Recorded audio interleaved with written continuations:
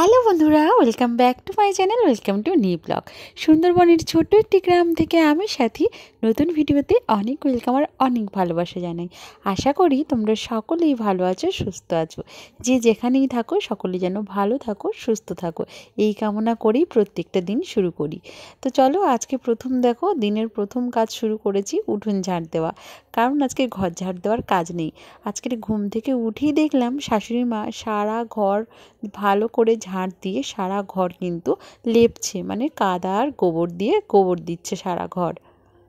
একটু ভালো করে লক্ষ্য করলেই তোমরাও দেখতে পাবে, ওই যে দেখো বারান্দাতে গোবর দিচ্ছে শাশুড়ি মা। কিন্তু মানে কি বলবো, সপ্তাহে দুবার খুব সুন্দর করে ঘর একদম লেপে গোবর দিয়ে দেয়। একদম ঘর না পুরো চকচক করে। মাটির ঘর হলেও তাকে যদি যত্ন করে মানে কি বলবো পরিপাটি করে গুছিয়ে রাখা যায়, তাহলে কিন্তু দেখতেও যেমন সুন্দর লাগে, থাকতেও বেশ ভালো লাগে। মাটির ঘর বলে কোনো অসুবিধা কিন্তু আমাদের একেবারেই হয় না। তো সে যাই হোক, যেমন আছে তেমনভাবেই আমরা ভালো আছি বা ভালো থাকি। আর যদিও যেটা না পাওয়া বা যেটা নেই সেটার জন্য আক্ষেপ বা কষ্ট করি না, মানে কষ্ট পাই না। যেটা আছে সেটা নিয়েই ভালো থাকার চেষ্টা করি প্রতিনিয়ত। অন্তত আমি বা আমার পরিবার তো এমনটাই চিন্তাধারা নিয়েই মানে চলে। তো সে যাই হোক, দেখো আমি এখানে উঠোনটা ভালো করে ঝাড় দিয়ে নিচ্ছি। আর উঠোনটা খুব ভালো ঝাড় দিচ্ছি না, কারণ উঠোনের যেখানে সেখানে তোমরা দেখলেই প্রথমে ওই যে ধান রাখা আছে এখনও ওই যে ধানের কুটি বলি আমরা, মানে যেটা হচ্ছে ঝাড় দিয়ে আমি নিয়েছিলাম না ধানের উপর থেকে, সেই ধান থেকে মানে ধানটা উড়িয়ে খড়টা উড়িয়ে ধান পেয়েছিল, সেই ধান কিন্তু এখানে ওখানে সেখানে করে রাখা আছে। এখনও পুরোপুরি উঠোনটা পরিষ্কার হয়নি। আর উঠোনের থেকে ধানটা উঠে যাওয়ার পরে কতটা বড় হয়েছে দেখেছো উঠোনটা। আরও আমি ভালো করে তোমাদেরকে দেখাবো পরের ব্লগগুলোতে। পুরো উঠোনটা ক্লিয়ার হয়ে যাক, মানে পরিষ্কার হয়ে যাক, তখন তোমরা দেখতে পাবে কত বড় উঠোন আমাদের। তো উঠোন ঝাড় দিতেই কিন্তু একটা বেলা লেগে যায়। সে যাই হোক, দেখো উঠোন আর রান্নাঘরটা ভালো করে ঝাঁটপাট দিয়ে পরিষ্কার করে চলে আসলাম আমি পুকুর পাড়ে। আর আজকে এত প্রচণ্ড কুয়াশা পড়েছে কি বলবো তোমাদেরকে, একেবারে নিজের পা নিজে দেখা যাচ্ছিল না, এমনটাই হচ্ছিল। যদিও আমি আজকে একটু লেটে উঠেছি, ওই যে একটু লেট মানে 7টার সময় উঠেছি। তো ওই কারণে মানে আরও যদি ভোরে উঠতাম তাহলে তো মনে হয় নিজের হাতটাও নিজের দেখা যেত না, এত বেশি কুয়াশা এই দিকটায় পড়েছে আজকে। তো সে যাই হোক, যখনই উঠলাম তখনই দেখলাম, মানে 7টার সময় উঠেছি, চারিদিকটা পুরো কুয়াশায় ঢেকে রয়েছে। কুয়াশা পড়ুক আর যাই পড়ুক, প্রতিনিয়ত কাজটা তো করে নিতেই হবে। কারণ বাসি কাজ ফেলে রাখার মতন মানে পরিস্থিতি আমার অন্তত কোনো দিনও হয়নি। যদিও আমার অসুবিধার কারণে আমি না পারলেও শাশুড়ি মা একেবারেই ফেলে রাখে না। মানে কি বলবো, যে আমার জন্য কোনো কিছুর জন্য অপেক্ষা বা আমি করিনি এটা উনি করবেন না, এরকমটা কিন্তু আমাদের মধ্যে নেই। আমাদের মধ্যে মানে আমার শাশুড়ি মা আর আমার মধ্যে একটা মিষ্টি মধুর বেশ ভালো সম্পর্ক রয়েছে। একটা মা আর মেয়ের মধ্যে যেমন সম্পর্ক থাকে, কখনো বন্ধু, কখনো মানে শাশুড়ি মা, কখনো মা, সবটা মিলেমিশেই। আর আমার মার কথা তো নতুন করে কিছুই বলবো না। আমার মা তো একেবারে মানে কি বলবো, আমি মনে করি ভগবানের পাঠানো শ্রেষ্ঠ মা আমার মা। তো প্রত্যেকের মাই প্রত্যেকের কাছে শ্রেষ্ঠ। তো সেটা আমার মা হোক বা তোমাদের মা হোক, যার মাই হোক না কেন, তবুও আমি একটা কথা বলবো, শাশুড়ি মা কিন্তু মানে অনেক অনেক অনেক ভালো। এমন শাশুড়ি মা অনেক ভাগ্য করেই পেতে হয়, আমি সবসময়ই বলি। সে যাই হোক, দেখো এখানে সমস্ত বাসন টাসন মেজে, কড়াইটাও দেখো মেজে ধুয়ে নিলাম। এই কড়াইটা না অনেক পুরনো, তাই প্রচণ্ড মানে তোমাদের তো বলি জোরে জোরে যে কালি তুলে পরিষ্কার করবো তেমনটা কিন্তু করতে পারি না, কারণ কড়াইটা না নষ্ট হয়ে যাবে। যদিও বা ব্যবহার করতে পারছি, এরপরে ফেটে গেলে একেবারেই ব্যবহার করা যাবে না। তো দেখো বাসন টাসন মেজে হাতে একটু সাবান দিয়ে ভালো করে ধুয়ে নিলাম। কারণ কি বলো তো, উনুনে রান্না করি তো কালি হাঁড়ি কড়াই মাজলে হাতের মধ্যে হাতের যে রেখাগুলো রয়েছে না, সেগুলোর ফাঁকে ফাঁকে পুরো কালিগুলো ঢুকে যায়। ভালো করে একদম ঘষে ঘষে হাতটা পরিষ্কার না করলে কেমন যেন দেখায়। সে যাই হোক, তারপরে দেখো পুকুর পাড় থেকে চলে আসলাম।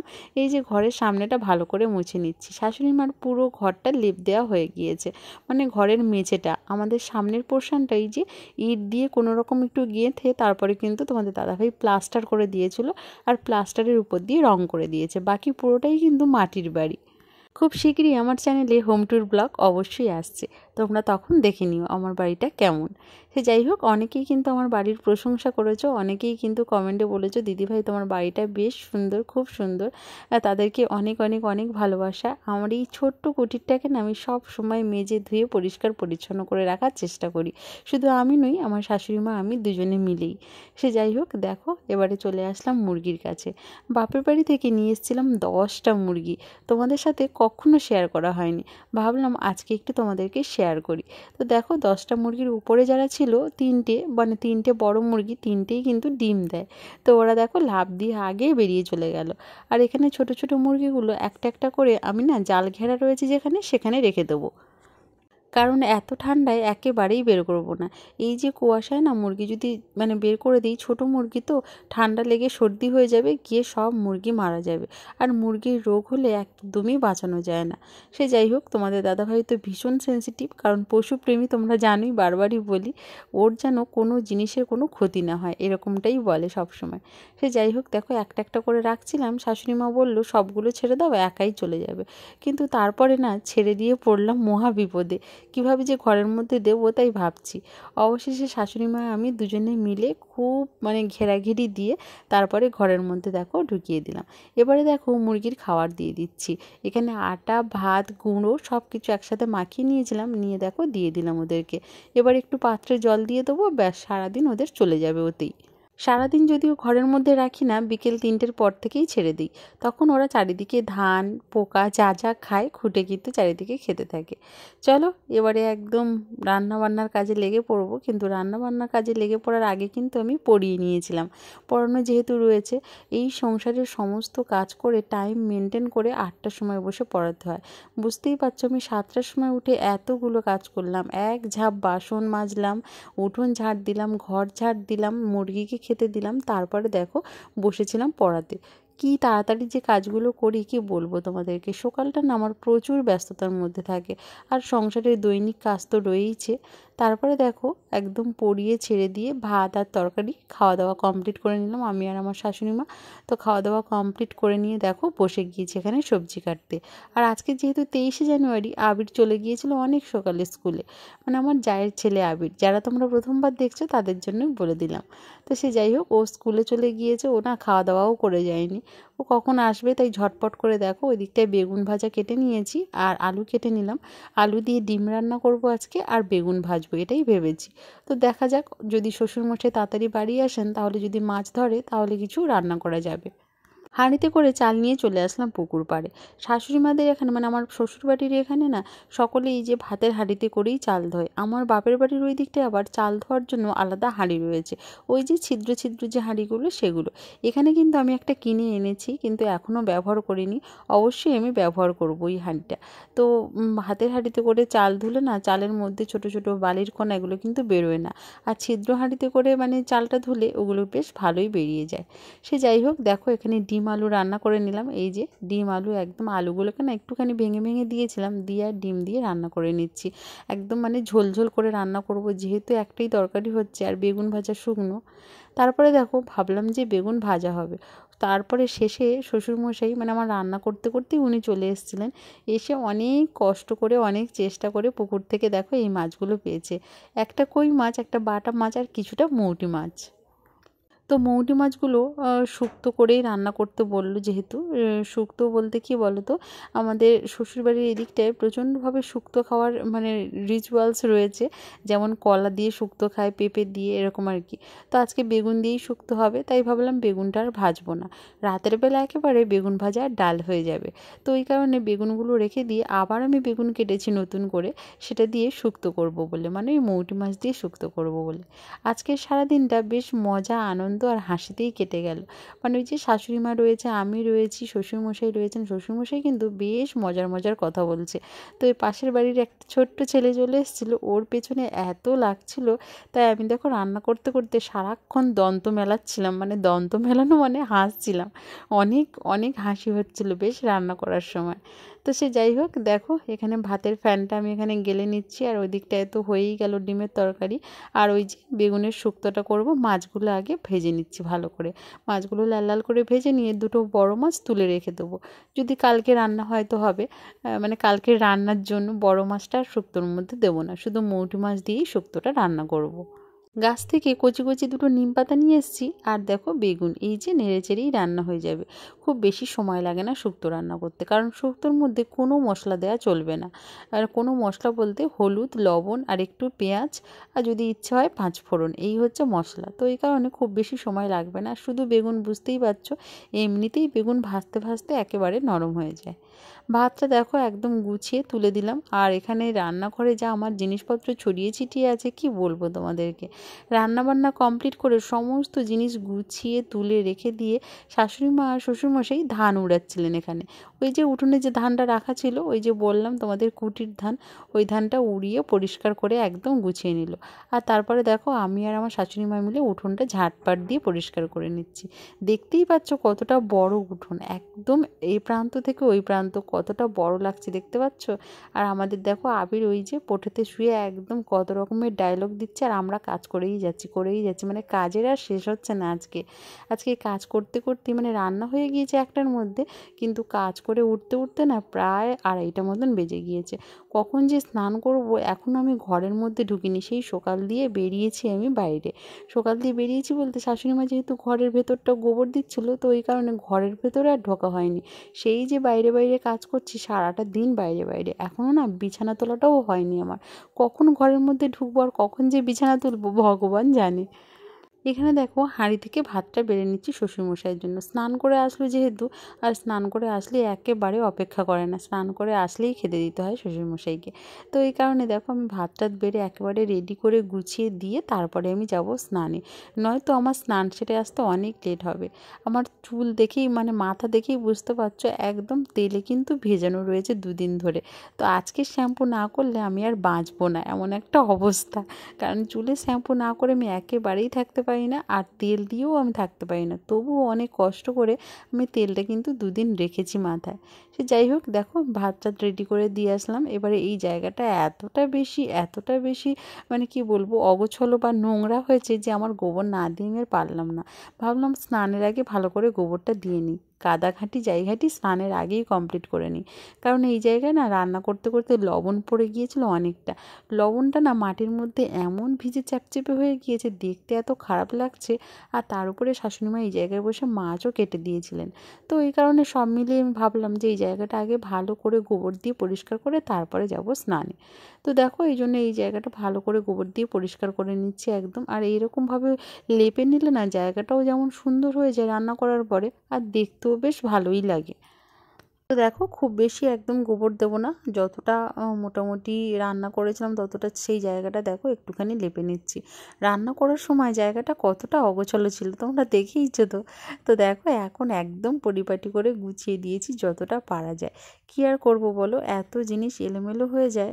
আর হচ্ছে রান্নার সময় চারিদিকটা ছড়িয়ে ছিটিয়ে থাকে, আর তার উপরে যদি খড় বা নাড়ার জালে রান্না করা হয় তাহলে তো আর কোনো কথাই নেই, অনেক বেশি নোংরা ধুলোবালি হয়ে যায়।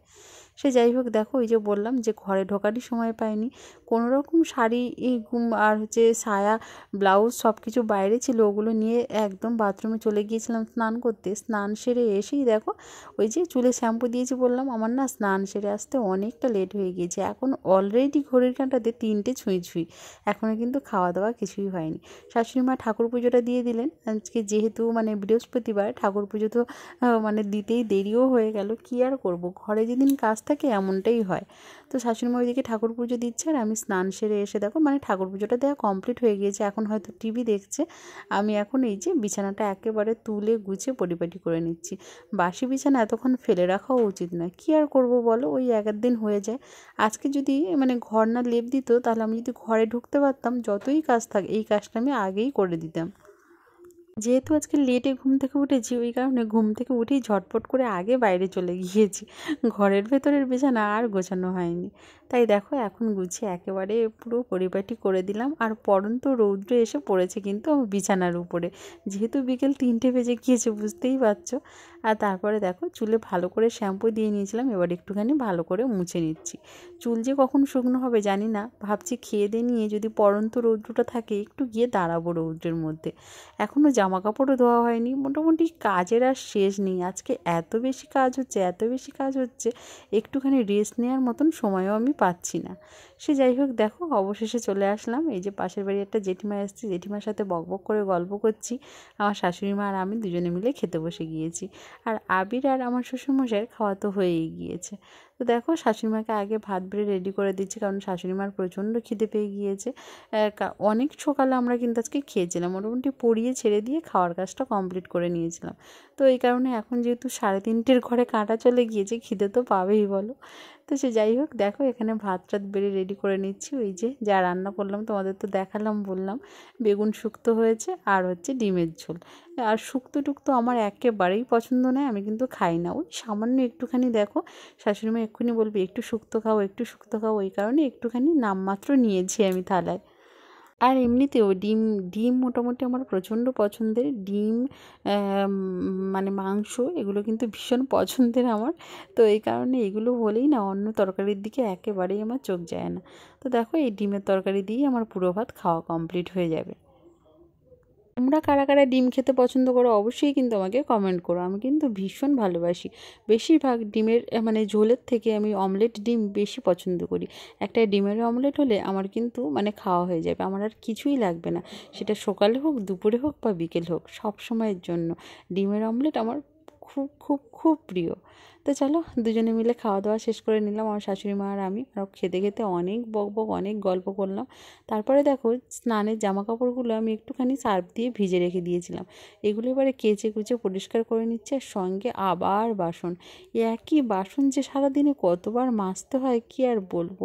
আর ভালো লাগে না, বিশ্বাস করো সত্যি আর ভালো লাগে না। একই বাসন যদি দিনে 5বার মাজতে হয় তাহলে কেমন কষ্ট তো হয়ই, মানে তার থেকেও বেশি হচ্ছে কী বলবো, কষ্টের থেকে বেশি রাগ হয় মাঝে মাঝে। কারণ একই বাসন দিনে 50বার ধরে মাজা, এই খাওয়া এই মাজা, এই খাওয়া এই মাজা, খেতেও আর মানে খাওয়ারও আর দরকার নেই আর মাজারও আর দরকার নেই, এমনটা কিন্তু রাগ হলে ভীষণ মনে হয়। সকালে বেরোয় এক ঝাঁপ বাসন, আর হচ্ছে দুপুরে বেরোয় এক ঝাঁপের একটু কম আর কি। আর হচ্ছে সন্ধ্যের বাসন তো বেরোয় না। আর সকালবেলা ওই যে 2-1টা থালা ব্যাস, মানে মাখা ভাত হয় তো মাখা ভাত হলে অত সমস্যা হয় না, মানে আলু সেদ্ধ বা বেগুন সেদ্ধ এরকম মাখা ভাত হলে বেশি বাসন বেরোয় না, তরকারি হলে না বেশি বাসন বেরিয়ে যায়। সে যাই হোক কী আর করবো, দেখো খেয়ে দিয়ে না ঘাটে বসে এরকম মাজতে বা কাচতে ভীষণ কষ্ট হয়। আর আজকে এমনিতেই কষ্ট হচ্ছে, আমি আজকে শুয়ে পড়বো, আমি যে কখন উঠবো জানি না। এখন কিন্তু 4টে বেজেই গেছে ঘড়ির কাঁটাতে, তবুও আমি শোবো, রেস্ট না নিলে আমি পারবো না মোটামুটি, এত বেশি কাজ হয়ে গিয়েছে আজকে। তো দেখো পুকুর পাড়ে চলে এসেছি, পরন্ত রৌদ্রও নেই, আর অল্প হালকা হালকা এরকম রোদের আভা রয়েছে। কারণ শীতের দিনে তো 4টে বেজে গেলে না রৌদ্রের তেজও আর থাকে না। তবুও দেখো জামা কাপড়ের থেকে মানে যেটা বেশি জল সেটা একটুখানি ঝরে পড়ে যাক, তারপরে কিন্তু আমি এগুলো তুলে নিয়ে চলে যাব। সে যাই হোক তারপরে কিন্তু ভীষণ অনেকটা সময় রেস্ট নিয়ে কলে গিয়ে জল এনে বেগুন ভাজা আর ভাত করে নিয়েছিলাম। আর শাশুড়ি মাকে বললাম যে ডালটা তুমিই বানাও, কারণ শাশুড়ি মা একটু ডালটা ভালো বানায়। তো এই কারণে শাশুড়ি মা ডাল বানিয়ে দিয়েছে, সন্ধ্যের খাবার দেখো নিয়ে ঘরে ঢুকে গিয়েছি। তো চলো আজকে সারাদিনটা আমার এভাবেই কেটে গেল। আজকের পুরো ব্লগটা তোমাদের কেমন লাগলো অবশ্যই কমেন্টে জানাতে ভুলো না। সকলে ভালো থেকো, শুভরাত্রি।